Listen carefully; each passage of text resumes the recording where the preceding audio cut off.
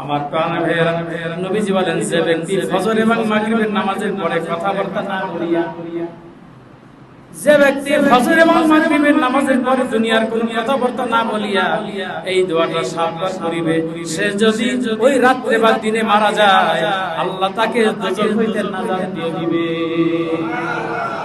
আল্লাহু আকবার। কত বড় ফজর এবং মাগরিবের নামাজের পরে যদি কথাবার্তার কোনো কিছু না বলে এই দোয়াটি 7 বার পরে, সে যদি ওই দিন মারা যায় অথবা রাত্রে, আল্লাহ পাক তাকে দোজখের আযাব থেকে নাজাত দিবেন। সুবহানাল্লাহ। খুব কঠিন না সহজ দোয়াটা? বলবো।